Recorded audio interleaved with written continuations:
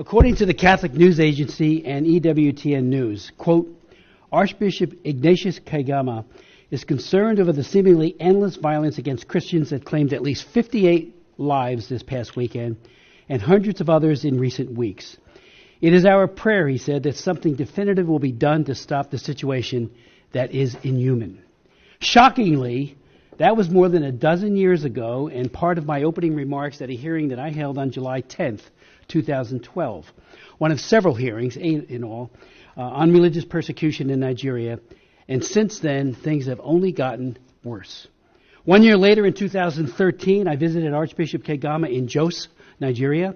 We visited churches, 5 of them that had been recently firebombed by Boko Haram, and spent hours listening to survivors tell their stories. Despite their numbing loss and pain, I was absolutely amazed at the survivors about their faith, very deep faith, their courage and the resilience. They were not going to quit, but they were looking to the government for help, and it was not coming. I also met with an evangelical believer named Habila Adamu. Dragged from his home by Boko Haram terrorists, he was ordered to renounce his faith. With an AK-47 pressed to his face, he was asked, "Are you ready to die as a Christian?" With extraordinary courage, Habila answered, "Yes, I am ready to die as a Christian." He was asked a second time, and he repeated his answer. His wife was pleading, "Please don't kill my husband." And yet he said, "Yes, I am ready to die as a Christian." This time, the terrorist pulled the trigger. A bullet ripped through Habila's face. He crumpled to the ground, bleeding profusely, left for dead. By some miracle, he survived. I met him at an IDP camp in Jos. I asked him to come to Washington to tell his story. He did. And at the congressional hearing, he said this to our subcommittee, "I am alive because God wants you to have this message. Knowing Christ is so much deeper than merely knowing Boko Haram's story of hate and intolerance." He closed his testimony with this: "Do everything you can to end this ruthless religious persecution, but know Christ first." To the end, everything he did was to witness, to radiate his love for God, but he was also calling on us to get involved and do something. Since then, however, the wanton violence against Christians in Nigeria has grown significantly worse. A couple of days ago, the Pillar Catholic reported, and I quote, "While Christians are receiving ashes last Wednesday to begin Lent, news broke out in Nigeria that a priest had been brutally murdered by kidnappers who had stormed his rectory the night before and kidnapped him. With deep sorrow and righteous indignation, I condemn in the strongest terms the relentless and tragic wave of kidnappings targeting priests, pastoral agents, and the faithful," Bishop Kundi said in a March 7th, just a couple days ago, press conference, which expressed outrage over the kidnaps and the brutal murder of his priests. According to the sources in the diocese, Father Sylvester was bound by his kidnappers.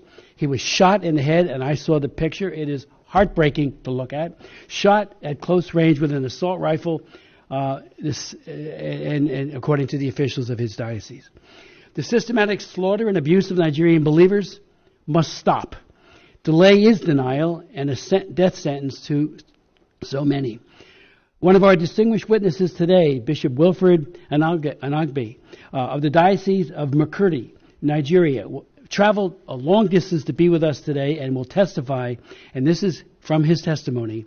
Militant Fulani herdsmen are terrorists. They steal and vandalize. They kill and boast about it. They kidnap and rape. And they enjoy total impunity for this from the elected officials. None of them, I repeat his quote, none of them have been arrested and brought to justice. In December of 2020, President Trump designated Nigeria as a country of particular concern, only to be reversed without justification by Secretary Blinken in November of 2021. And I know I asked him at hearings. I asked him privately, but also asked him at open hearings. Why? Never got a good answer. Religious leaders in Nigeria were outraged by the Secretary's decision. One Nigerian bishop challenged the Secretary and said, "Christian persecution is more intense than ever." And that was Bishop Mamza.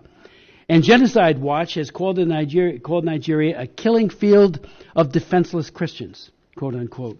Yet the government of Nigeria has failed to make progress against religiously motivated persecution of Christians despite religious freedom being enshrined as an essential human right in their constitution. Likewise, Nigerian legal framework supports pluralism at both federal and state levels, but glaring contradictions exist, especially with laws that criminalize blasphemy, some even carrying the death penalty. The U.S. Commission on International Religious Freedom, USCIRF, was, quote, appalled that the State Department did not redesignate Nigeria as a country of particular concern.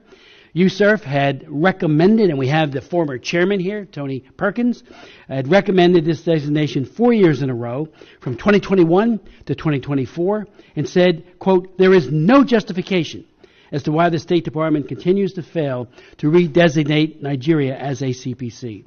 And again, CPC, as you know, carries significant sanctions, a whole broad array of sanctions that the President and the Secretary of State are empowered to level on a country that commits persecution. When the former Secretary of State Blinken held a joint press conference with the Nigerian Foreign Minister on January 23, 2024, following the Christmas Eve massacre, which targeted killings by radical Fulani terrorists and took the lives of hundreds of Christians, he did offer his condolences, and I watched it. I was glad to see that. But we need to take it beyond just saying, I feel sorry for you. And these Christian killings recurred the following year, just 3 months ago. Make no mistake, these ongoing attacks are based on religion and diverting attention from it tonight. Let me just say parenthetically, I tried for 3 years to get the Clinton administration to designate Boko Haram as an FTO, of the Obama administration, as a foreign terrorist organization. I held hearing after hearing, and they wouldn't do it. On the day I was marking up my legislation to do this, just that, State Department said, oh, we're going to designate them an FTO. And after all the crimes they were committing, later it was the Chibok girls, it was all the other atrocities being committed by Boko Haram, and they wouldn't even give them the FTO status so we could start investigating where they get their money, their weapons, and the like. Make no mistake, all of these attacks are based on religion, like I said, and diverting attention from it denies that we have seen with our own eyes. This is religious cleansing. It needs to stop, and the perpetrators need to be brought to justice. Last year, the House Foreign Affairs did adopt my resolution, HRES 82, calling on the Biden administration to redesignate Nigeria as a country of particular concern. It passed exactly 1 year ago, almost a year ago, in the committee, but it never came to the floor. While I strongly believe that President Trump will again designate Nigeria as a CPC and do much more to assist the persecuted church, including the outreach to the Nigerian President, Tinubu, last night I did reintroduce the resolution, and I hope we will have a robust debate and it will get marked up. Help can't come fast enough. The killing fields are every day, every single day, and we need to do more and do everything within our power to try to mitigate it. Let's not forget these horrifying facts. Northern Nigeria, and this is just northern Nigeria alone, has seen the destruction of over 18,000 churches since 2009. 18,000 churches. I saw 5 of them. Totally burnt out. and many people killed with car bombs and the like. An August 2024 report from the Observatory for Religious Freedom in Africa found that 55,910 people were killed and 21,000 people were abducted in the context of terror groups in Nigeria within just 4 years, from October 2019 to September 2023. I would point out that approximately 34,000 are moderate Muslims that have been murdered in Islamic attacks, and we speak out for them as well. I have met with imams in Nigeria, and if they speak, they're visited that following week by one of these radical Islamist groups, and it's not pretty. They'll kill them or do other kinds of mischief. About 5 million Christians have been displaced and forced into internally displaced person camps, IDP camps, within Nigeria. The 2023 watch list released in January by Open Doors this past January found that 89% of Christians, 89% of the Christians who were martyred in the world are in one country, Nigeria. The targeted violence starkly highlights the precarious state of religious freedom in Nigeria. Again, we're asking the President, Tinubu, he's got to take action. And we're going to, I'm hoping to lead a delegation to Nigeria. We've got to raise these issues, but it starts at the top. I've been to Abuja many times. The President has real power. He can do it. And we're calling on him to do that. Let me also say that and I will put the rest of my statement into the record, but this hearing, we're hoping will be a catalyst for action by our own government and also by Congress, and of course, above all, the executive branch. The new president has a lot to do, and I think he'll do this, and then, if necessary, impose sanctions. Where that has happened, there is change. Where it doesn't happen, the status quo, the killing fields continue. I'd like to yield to Ms. Jacobs for any opening comments you might have. So the whole thing, as it stands now, is Tinubu should play careful. And what Wike did in Obibo, killing Igbos there, the matter is still there. Is that the reason the Igbos are going with Fubara? No. I'm telling you, the main reason is just that this is pure injustice. As simple as that. And the Igbos are for justice, equity, from the beginning. That's the problem we have with the British government. The woman believes in justice, equity, fair play. That is just it. Up to today. Okay, those who are claiming they are masters of Nigeria, Yorubas and Hausas who have been ruling this country now, common one sector of the economy they are not able to fix. But just let them fix one sector. Because they have the government. Yoruba and Hausa, let them fix. Maybe they say that them be conquer Biafra. Let them fix one sector. But what are we seeing? The individual might of the Republican nature of the Igbos. Not only in Nigeria, go to African countries. And people are saying, if these people can be able to pick nylon and turn it to gold, let you try it now. Pick nylon and turn it to gold. Pick them and turn it to gold. Do you know how many years it will take for you to experiment how a nylon can be turned to a gold? That is what we are saying. Biafra, we are no longer interested in anything called Nigeria. That's the truth. What we are seeking is the solidarity of the international community, the world powers. We saw what Putin is trying to do this time around. He has invited Biafra government in exile, and they are holding a meeting over Biafra joining bridge. And of course, security, and military support for. Again, they stormed Middle Belt yesterday, Benue preside, and kill a lot of people. As it speaks now, 90 people have reportedly died on that single ward. And the villagers now, they are running for safety. They are running to Biafra land for safety. But the problem is that even the Southeast, they are running for safety. Is it secured? Because since Mazinam, they cannot have a stop not to communicate with Biafrans. It's as if that these Fulani now have the audacity to enter into the Biafra soil and raping women, kidnapping people, do all sorts of things. You can see over the week where the video that was trending like fire, where those women in Enugu were shouting about these Fulani bandits, raping them, killing their husbands, raping their daughters. To the extent that they are even using their stick on their women. And this is what we are saying, we are condemning it. That is no longer acceptable. If President Bola Ahmed Tinubu, if the president is incapacitated to take care of the Middle Belt, let them tell us, so that we can set and defend ourselves. Enough of these shenanigans that these Fulani people are doing. And that's why a lot of people, we have joined our voice. So people say, you wrote and the court are declaring Biafra a terrorist organization. Why these people who are committing this atrocity, these people who are destroying different regions, you keep them. What is the federal government waiting for? What is the court waiting for? Are they now telling us the Fulani they are the owner of the court? Or could it be this a man who tried to defend himself? Coincidentally, the Fulani man died and they took the matter to court that they are sending the man death sentence?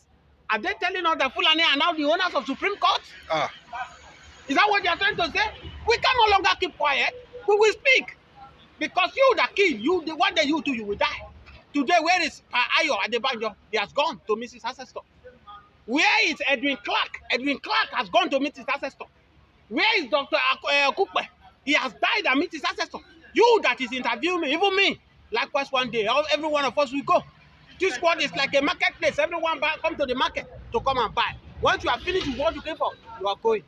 Fulani people that are also killing people and using it to joy, they will definitely die one day.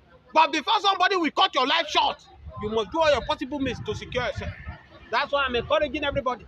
Try to defend yourself no matter what the case may be. Because the former president of this country, Buhari, has told Nigeria that the Fulani people that are doing all these atrocities, they are not Nigerians.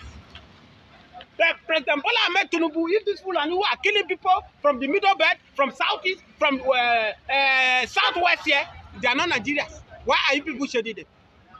Why? Why you allow foreigners to come and kill people in their land and nobody is talking? And that's what we are saying. That's no longer acceptable. President Bola Ahmed Tinubu should not think about 2027 elections and allow this criminal element to do what they are. We are saying that Mazen Amikano should be released. Tell me offense that Mazen Amikano has done that these Fulani people have not done. For me, at my knowledge, that's why the man said it, that he has told the federal government because what he committed was not in the southeast. What is committed is in the soil of the southeast, that they should take his matter to southeast. You get my point? Because he's fighting for his region, how to protect his people. Now, these Fulani men that are moving from one region to another to make sure they keep people. What has federal government did to them? They have not done anything to them. What do they say? They have assigned another lawyer to Mazen Amdekano to take over the case. Let's see how it goes. Mazen Amdekano, is he a small fish? It's not a small fish. The whole world is watching. Yes, Binta Nyako called Mazen Amdekano a higher reality. What does that mean? Yes, to him, he's the one that knows the language, but a higher reality to me, if you want me to interpret it, he has seen that this man is more knowledgeable than him. Because a man who have been castrated, let me say castrated, because they cage him, they kidnap him. Since then, are they giving him a woman to sleep with? A matured man who has complained that he has a suggestive heart failure, no doctor. According to Mazen Amdekano, I quote, that they are giving him fake doctor to treat him. And he has a regard, he's knowledgeable. A man who came to court with evidence, he has his full interpreted the law for a whole justice Iyanku. That's to tell you that the man is knowledgeable. So he can never be pushed aside. That's why you see many judges now, they are running for this case because they don't want to disgrace their name. They don't want to put their name in the mud. But the whole world is watching. The whole world is watching. Whatever President Bola Ahmed Tinubu regime wants against Mazen Amdekano, Mazen Amdekano will get his freedom. I've said it. Mazen Amdekano is fighting for Yoruba. He's fighting for the Middle Belt. He's fighting for the all ethnic groups in Nigeria. He's not only fighting for the Igbos. If people get their referendum today, Oduduwa will get their own, and everybody will go. Are you telling me if Oduduwa get their republic, the Fulani can just invade their land and come and kill? Is it possible? Let them go to Ghana and keep people like that. If they will not put them where they belong, let them go to Cotonou and keep people like that. Some people say, like today's newspaper, what is this in Dele Momodu? If you have 30 million, there's no need of you to travel out of Nigeria. What is 30 million? Do you think everybody that is traveling to abroad is because of money? The answer is no. People have this money. So people are going because Nigeria is not more secure, kidnapping everywhere, killing everywhere. The food we consume now is now poisonous. Because many food that are being produced in this country, as I speak to you, they are poisonous. Nobody is checkmating anything. The NAFDAC are no longer doing their work. That's why Nigerian lifespan is decreasing every day because of what we consume. Are poisonous. So for Dele Momodu, you should not think that it is because of money. Everybody is jackpot to UK. There are people who God has blessed, who they feel that their life need to be secured with what they are eating. Traveling from the road from here to Abuja now, you are no longer safe. You have to pray for your life. So if you have 30 million and you are being kidnapped by Boko Haram, by a bandit, they are demanding 100 million. Where will you see the 70 million to complete it? To pay yourself? Or where are we now in this country where we see the youth of Afenifere was being kidnapped and they are demanding 100 million? Come on. If you are to be a politician, if you are to be a person who grown up in Nigeria that make that statement, I will take it, but not somebody like Dele Momodu. Dele Momodu has made his more money in UK. He cannot come and be advancing Nigeria. For goodness sake. So all these politicians should not be taken serious. They should not be taken serious. It's not the right position to address Nigeria on what to do. Is it by 30 million? What is 30 million? 30 million cannot buy you a good car in Nigeria. 30 million cannot build you a house. What is 30 million? 30 million is equivalent to $20,000. You say, I get $20,000, you'll be okay? I have children to take to school. For goodness sake. So for me, I think Nigeria, we need to stand up and fight for our rights. Let's stop prolonging these evil days. Because these evil people need to push aside so that we'll take what belongs to us. Mazen Samonipa account has been frozen, but we saw revelation that Samonipa has no bank account within Nigeria or in Africa. Anywhere. Different land or government is also saying, this, I don't know what you mean by frozen Nnamdi Kanu's account. What is Tinubu trying to push or understand that he is frozen Samonipa's account, whereby Samonipa has no account in Nigeria? What's your reaction to that? All these things, they are propaganda. They just want to gather evidence to say that this is the reason why they declare IPOP a terrorist organization. Money has been sponsored. Money has been sponsored by Boko Haram. People are sending money to him. All these things we know is a tricks they are trying to play. But don't forget that there's no smoke without fire. The truth will come out. It can take time, but the truth. For that wonderful question, the anchor of this good platform. first and foremost, I want to say Samonepa has come out to say, or has outlined countless times, that he said that the Nigerian government cannot win Biafra with a barrel of gun for the second time. Now when he said that, see, Nigerian government cannot win Biafra with a barrel of gun, it means that nobody needs to die for them to exit Nigeria. Now, Ojukwu fought Biafra in a different dimension. Now, Mazen Kanu did it via his own dimension. So ECPA is taking it globally. And now, we've seen world body recognize Biafra. We've seen the UN and then some other global body have come out to endorse the Biafra struggle. So kudos to him, it is a plus. Some persons have come out to say that Samonepa should be discredited, the likes of Ohanes Ndigbo and that of the Southeastern governors. But my question is that you said Samonepa should not be taken serious. Then who should be taken serious? The government who is not willing to protect our people? Is it the people who have refused to speak up when the Igbo man has been